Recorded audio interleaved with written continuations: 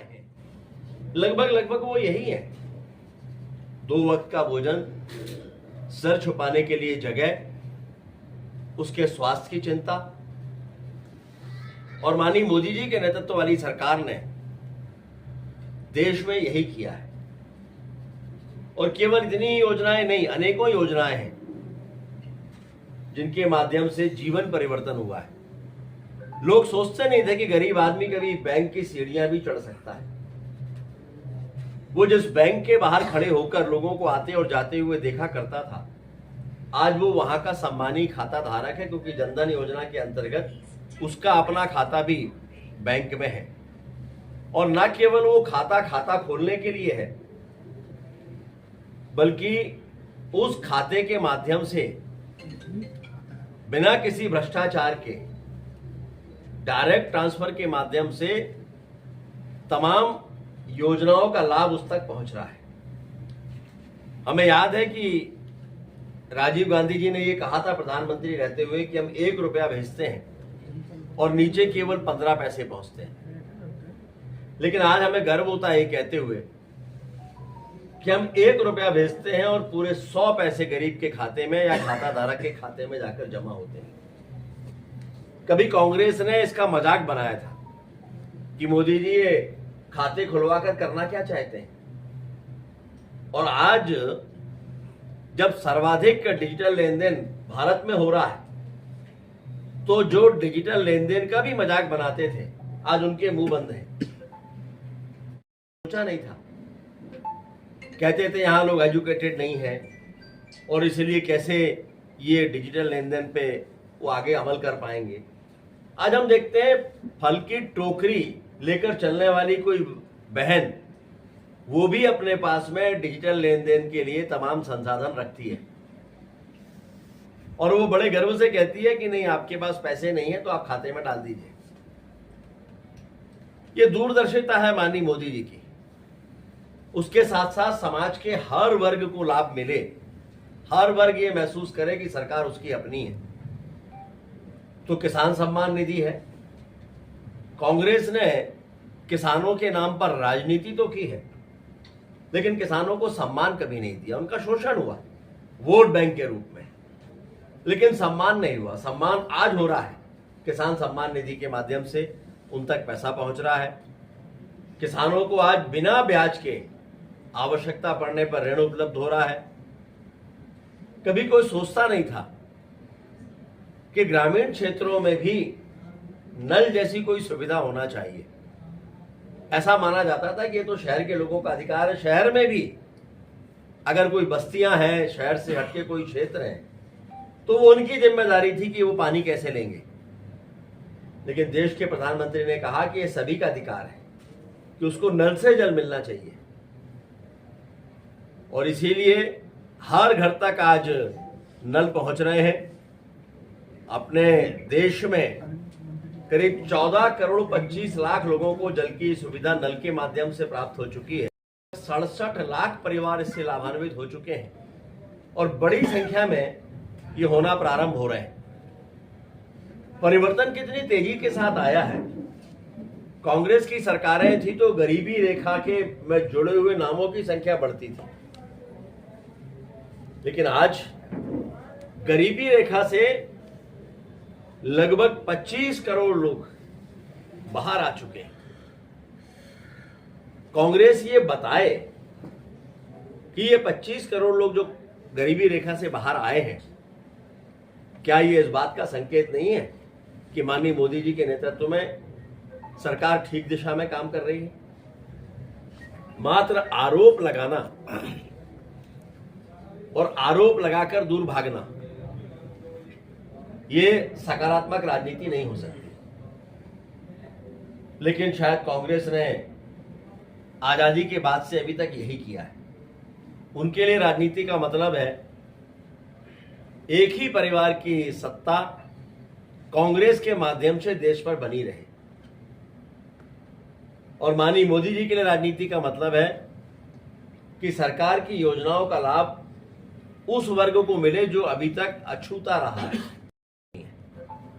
और इसलिए निरंतर इस दिशा में प्रयास हो रहे हैं लाडली बहना योजना भी उसमें से एक है, लाडली लक्ष्मी भी है। स्टार्टअप कोई सोच नहीं सकता था। देश में पहली बार नरेंद्र मोदी जी ने यह कहा कि मैं चाहता हूं कि हमारे युवा नौकरी लेने वाले नहीं, नौकरी देने वाले बने। और स्टार्टअप्स की शुरुआत हुई और आज 1,17,254 सफल स्टार्टअप भारत में काम कर रहे हैं।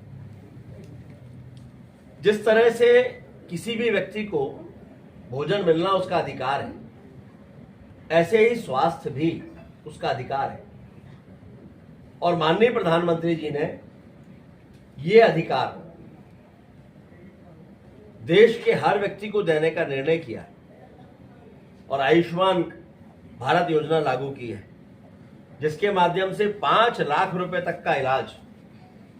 आप कल्पना करिए कि जहां 5,000 रुपए के इलाज के लिए भी गरीब को या तो घर में अपने गहने गिरवी रखना पड़ते थे या फिर इलाज के अभाव में एड़ियां रगड़ रगड़ के संसार को छोड़ना पड़ता था। लेकिन आज गरीब से गरीब आदमी भी, परिवार में कोई बीमार हो जाए उसको चिंता नहीं है। उसकी जेब में आयुष्मान का कार्ड होता है, वो हाथ पकड़ के लेके किसी भी अस्पताल में भर्ती करा देता है। इस 5 लाख रुपए तक का इलाज सरकार के माध्यम से होगा। ऐसे अनेकों योजनाएं हैं जिन्होंने पूरे देश में एक सकारात्मक वातावरण भी बनाया है और आमूलचूल परिवर्तन भी किया है। वहीं मध्य प्रदेश में माननीय मोहन यादव जी के नेतृत्व में सरकार लगातार, डबल इंजन की सरकार लगातार जनहित, जन कल्याण और विकास के कार्य कर रही है। और इन कार्यों के माध्यम से जनता में लगातार मध्य प्रदेश की सरकार और मध्य प्रदेश के मुख्यमंत्री माननीय मोहन यादव जी की स्वीकार्यता निरंतर बढ़ रही है। अभी पिछले समय में जो केंद्र की सरकार के द्वारा 10 बड़े काम किए गए, उसमें एक धारा 370 है। ये हमारी आइडियोलॉजी का हिस्सा था। हम कहते थे कि जहां हुए बलिदान मुखर्जी वो कश्मीर हमारा है, लेकिन कश्मीर हमारा नहीं था। लेकिन जो एक जिद और जुनून थी भारतीय जनता पार्टी की, कश्मीर को अपना बनाने की, कश्मीर को भारत का बनाने की, ये उसी का परिणाम है कि धारा 370 वहां से माननीय प्रधानमंत्री जी के नेतृत्व में, माननीय अमित शाह जी के अगुवाई में समाप्त हुई है। 3 देश ऐसे हैं, अफगानिस्तान, बांग्लादेश और पाकिस्तान, जहां पर बहुत बड़ी संख्या में रहने वाले अल्पसंख्यक, उनमें हिंदू भी हैं, जैन भी हैं, सिख भी हैं और ईसाई भी हैं, जो प्रताड़ना का शिकार होते आए हैं, जिनकी बहू बेटियों की इज्जत सुरक्षित नहीं है। ऐसे लोग अपने घर लौट सकें, अपने देश में लौट सकें, क्योंकि अभी तक ऐसा कोई कानून नहीं था। बहुत बार वो सीमाओं पर इंतजार करते हुए, रोते हुए, हाथ जोड़कर प्रार्थना करते हुए दिखते थे कि हमें वापस मत भेजो, क्योंकि या तो हम मार दिए जाएंगे या फिर हमारी बहू बेटियों की इज्जत सुरक्षित नहीं रहेगी। लेकिन उनको वापस भेजा जाता था। अब ये बदला हुआ भारत है माननीय मोदी जी के नेतृत्व वाला, जिसमें ऐसे लोग भी अब भारतीय जनता पार्टी की सरकार के माध्यम से देश का नागरिक बन सकेंगे। 3 तलाक पर भी कानून बना है, एक ऐतिहासिक फैसला हुआ है। कोई भेदभाव माननीय मोदी जी ने नहीं किया कि वो बहनें मुस्लिम हैं या किसी अन्य वर्ग की हैं। उनके लिए देश का 130 करोड़ की जनता उनका अपना परिवार है, फिर वो किसी भी धर्म को मानने वाले लोग क्यों ना हो। जीएसटी लागू हुई है, जिसके कारण से व्यापार व्यवसाय बहुत आसान हुआ है। सबसे बड़ा काम जो 550 सालों की प्रतीक्षा के बाद हुआ है, वो है भगवान राम के मंदिर का निर्माण और प्रभु राम का अपने मंदिर में विराजमान होना। ये माननीय नरेंद्र मोदी जी का बनाया हुआ वातावरण ही रहा है, जिसके कारण से प्रभु राम अपने मंदिर में वापस से विराजमान हो पाए।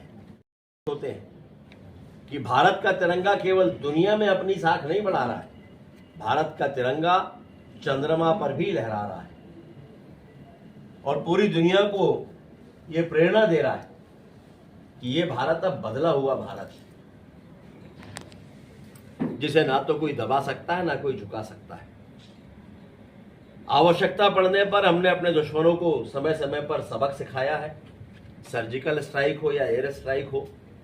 इनके माध्यम से ये साबित किया है कि अपने अधिकारों के साथ हम किसी तरह का समझौता ना तो करेंगे ना किसी को करने देंगे।